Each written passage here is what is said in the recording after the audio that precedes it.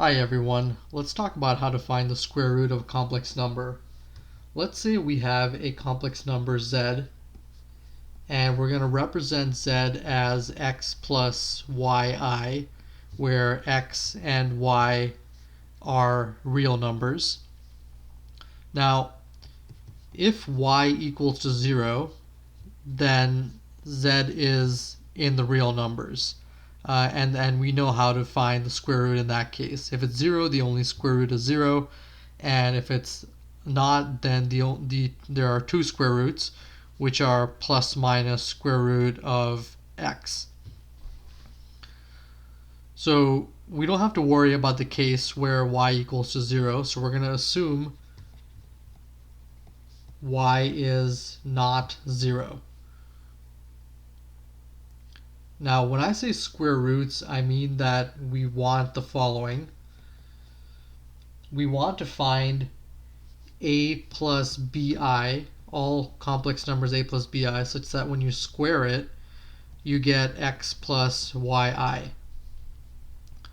The first observation that I want to make is that if a plus bi works, then negative a plus bi also works, because that squared is equal to negative 1 squared times a plus bi squared, and that's just 1 times x plus yi, which is x plus yi again. So that allows us to assume a is greater than or equal to 0, and whatever solution we find, if any, we're just going to take the negative of it to get another solution. And we're going to see that there's only one solution with a greater than or equal to 0, so there's going to be two solutions in the end.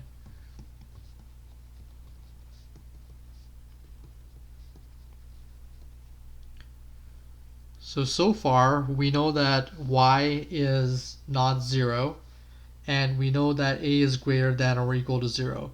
Those assumptions are going to be helpful when we're taking some square roots later on. So let's expand this equation. We have x plus yi is equal to the square of a plus bi, and that's equal to a squared minus b squared plus 2abi. Now we're going to equate the real parts, which is x and a squared minus b squared. So x equals to a squared minus b squared. And we're going to equate the imaginary parts, which are y and 2ab. So y equals to 2ab.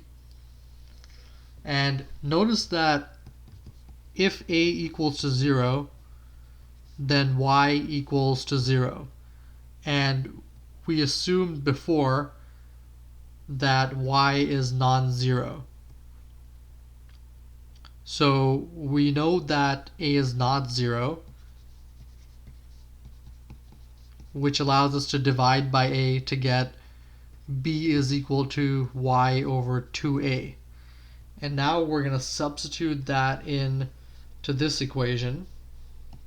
So what we get is that x is equal to a squared minus y over 2a and the square of that.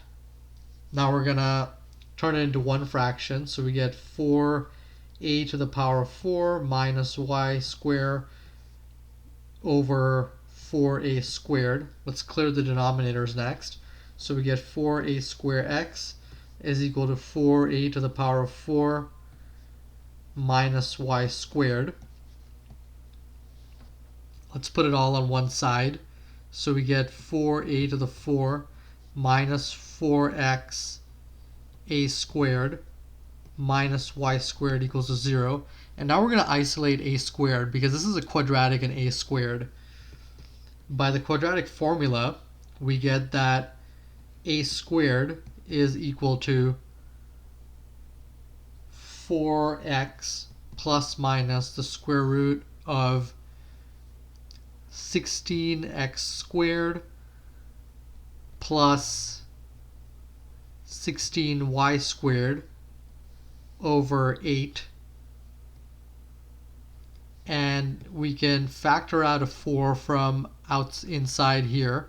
So we get 4x plus minus 4 times square root of x squared plus y squared, and that's equal to, there's a denominator here of 8 still, and that's equal to x plus minus square root of x squared plus y squared over 2. Now we have to do something about this sign, otherwise we're not sure what to do next, or we have to keep carrying the sign. Notice that x squared plus y squared is greater than x squared because y is non-zero. So if we take the square root of both sides, we get square root of x squared plus y squared is greater than the absolute value of x, and that is greater than or equal to x. So what that means is if we choose the negative sign over here, then we get 0 is greater than x minus square root of x squared plus y squared. And that would not be okay because this whole thing here is equal to a squared. So a squared is the square of a real number, which means it has to be non-negative, whereas here we're showing that it would end up being negative. So we can choose the plus sign here. That tells us that a squared is equal to x plus square root of x squared plus y squared over 2. And remember, before we made another reduction, which is that a is greater than or equal to 0. So this tells us that we don't have to take the plus minus square root when we're isolating a, that a is just equal to the square root of x plus square root of x squared plus y squared divided by 2. So we know what a is now. Now it's just a matter of finding b. Recall that we isolated b is equal to y over 2a. So we can write this as y over 2 times, we're going to put this in here, x plus square root of x squared plus y squared over 2. And that, we can cancel out the 2 here and put a square root of 2 here. So we get y over square root of 2 times square root of x plus square root of x squared plus y squared.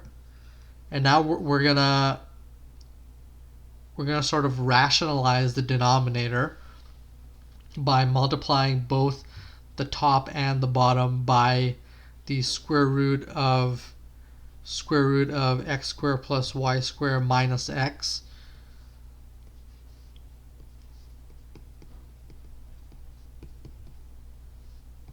And we get here that y times square root of the square root of x squared plus y squared minus x. And below we get a difference of squares. We have a square root of 2 as before. And when it comes to multiplying this part with this part, we get a difference of squares that gives us x squared plus y squared minus x squared square root, and that is equal, we get the x squares cancel out, and that is equal to y over the absolute value of y times the square root of x squared plus y squared minus x divided by 2. We absorb the square root of 2 in from here to here.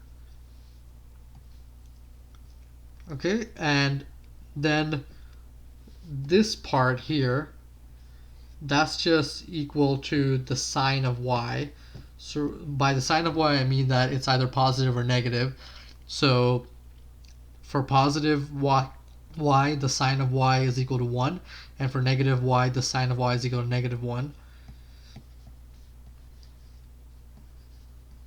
X squared plus y squared minus x divided by 2, and we have what b is equal to.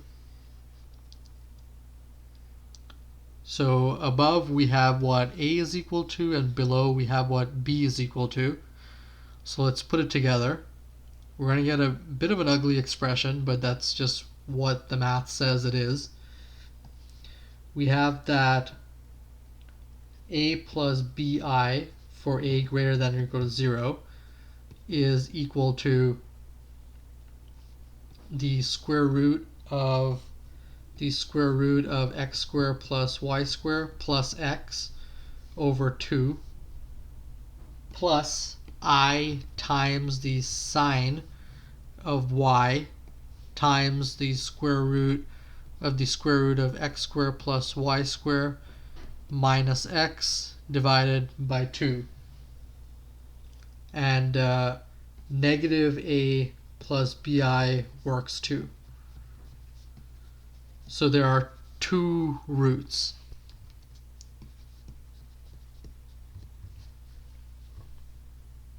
And I will leave it to you as an exercise to square this expression to find that a plus bi squared is indeed equal to x plus yi as a final check.